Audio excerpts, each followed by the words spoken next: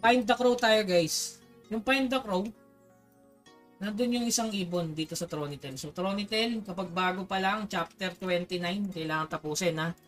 Kapag Tronitel guys yung mapa, chapter 29. So kapag chapter 30 ka na, makapunta na sa Tronitel. Okay, ulitin ko, makapunta ang Tronitel pag chapter 30. Nandito sa taas sa gitna guys, yung Golden Crow. Ayun o, kita nyo naman o, yun o. Para sa libreng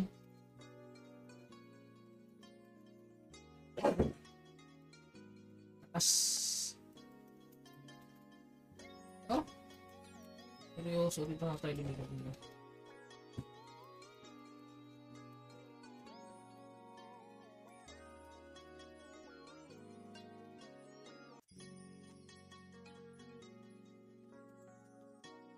Yan. Okay, dito kayo tutungtong para matapos. Yan. Boom! Uy! Lolo, yun. Yan, okay na mga boss. So yun, claim nyo lang. Yun. Okay, so sunod, Bastion. O, isa-isa natin, mabilis lang to ha. Punta tayo sa Abilius muna, pinakamadali, Abilius. Abilius, yan, sa mga Golden Crow. Golden Crow, sa Abilius. So, sabayin nyo na. Okay. So sa may malapit sa Battlefront.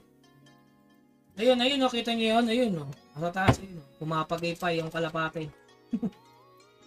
Ayun din yung kalapate mga boss. Yan.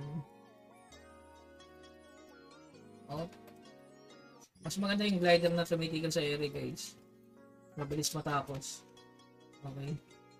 Ayun. Yan. Okay, Abilius dito. So, sunod, dyan. Yung Celano. Okay, Celano. Punta kay Celano Village. Malapit lang yung Celano. Okay. Yung Celano Village, nandito guys. Nagilid. Ayun, oh. Kita nyo na agad yun. Napakalapit lang, oh. Ayun. Padali. Pagkatipin mo pa lang sa Celano Village, yun na yun. Lalapitan nyo lang pag natapos nyo na, yun, oh. Okay. Ang huli, last but not the least, a Bastion. Bastion madali lang sa farm. Bakit ako sa farm? So, pre-summon yan mga boss. Maganda rin yan pag sa simula. Kaso kailangan mo mag-chapter 30, no?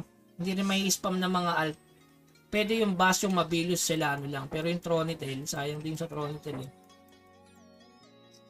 Dito lang sa Tronitel. Ay, sa kabila pala, sorry.